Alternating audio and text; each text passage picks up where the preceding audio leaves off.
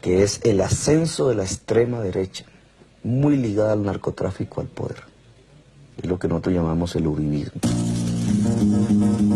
El uribismo proviene de Álvaro Uribe, enemigo declarado de las FARC, que pronto se convertiría en presidente. Un hombre que empezó su carrera política en los años 80 en su región natal, Antioquia, cuya capital es Medellín, la ciudad del cártel. Volvamos al ascenso de Álvaro Uribe. Por sus investigaciones sobre el pasado de Uribe, el periodista Nacho Gómez ha recibido premios internacionales de investigación e innumerables amenazas de muerte. Por hacer la investigación que mostraba la existencia de un helicóptero del presidente Uribe en el laboratorio Tranquilandia. Entonces, pues, desde ahí vienen las amenazas. Y el hoy presidente de la República era en 1984 el dueño de un helicóptero que fue encontrado en el laboratorio de cocaína más grande jamás descubierto en la historia del narcotráfico. Mientras el presidente Álvaro Uribe era alcalde de Medellín, Pablo Escobar desarrollaba con la población de Medellín un programa cívico-social que se llamaba Medellín sin tugurios, que en esos mismos barrios tenía campañas sociales la alcaldía, o sea que se mezclaban las acciones de la alcaldía y las donaciones de Pablo Escobar. Unas relaciones denunciadas por los servicios de información norteamericanos.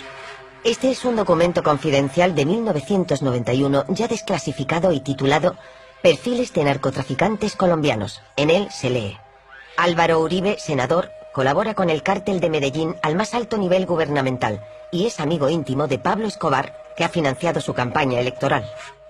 Y aún más grave, en la época de las matanzas de sindicalistas en los Platanales, Álvaro Uribe, convertido en gobernador de Antioquia, legalizó unas sociedades de seguridad privada llamadas Convivir, que se aliarían con los grupos paramilitares.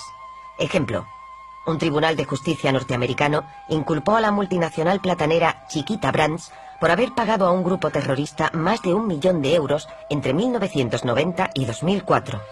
Un tal Carlos Castaño había solicitado que el intermediario fuera una Convivir. Al servicio de ellos asesinaron sindicalistas, al servicio de ellos asesinaron a por lo menos 134 miembros de una comunidad afrocolombiana. En el caso de Chiquita hay plena prueba de que ello fue así. Es el caso más documentado que hay sobre la relación entre multinacionales y paramilitares. 1.500 sindicalistas fueron asesinados en la región de Urabá por estos grupos paramilitares que Castaño federaría. Se les atribuyen miles de muertes, matanzas de civiles y el desplazamiento forzoso de cientos de miles de campesinos. Unos meses antes de la elección de Álvaro Uribe, Castaño les anuncia sus intenciones. Ese gobierno colombiano no negociaba con las FARC, negociaba con los paramilitares que eran tratados como aliados. Primer episodio esclarecedor. El presidente Uribe autoriza a 3 jefes paramilitares a dirigirse al Congreso colombiano.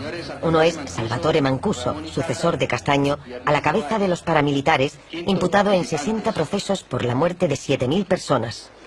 Este proceso concita a construir los instrumentos jurídicos que permitan la salida digna de la guerra para todos los comandantes y combatientes de nuestra organización, también los privados de la libertad. Como recompensa a nuestro sacrificio por la patria, haber liberado de las guerrillas a media república y evitar que se consolidara en el suelo patrio otra Cuba o la Nicaragua de otrora, no podemos recibir la cárcel. Hubo que promulgar una ley de desmovilización, clemente con Mancuso y los jefes paramilitares.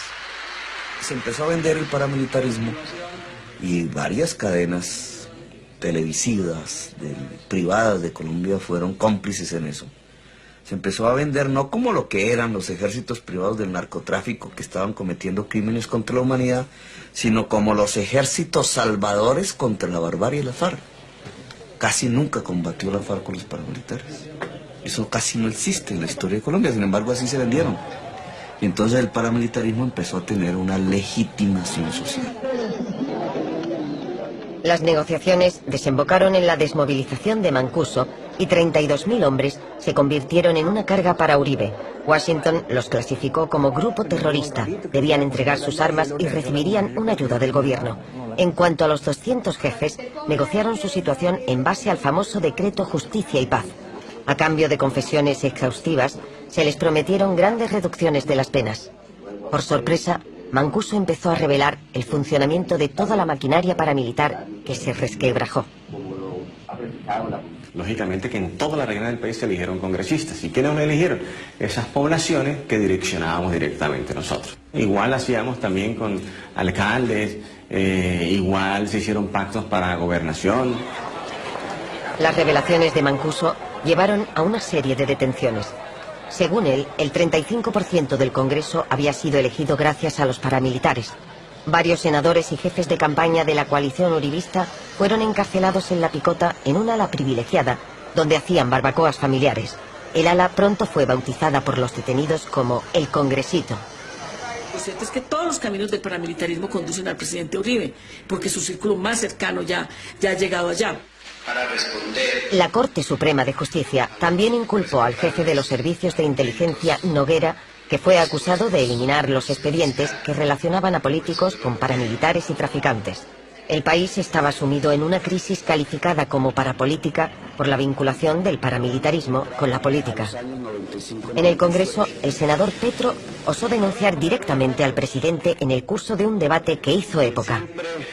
Miren ustedes aquí, primera foto, el presidente Uribe, invitando a votar por él mismo y por sus amigos que están sentados atrás, congresistas hoy en desgracia, procesados, Eric Morris. El presidente desvió la atención de la opinión pública sobre los rehenes.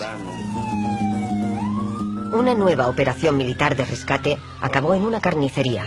10 de los 11 diputados de Cali resultaron muertos. Al entierro asistieron las familias de los diputados y las mujeres que aún esperan, la madre de Ingrid Betancourt o la esposa de Óscar Lizcano. Nos congregamos en todo...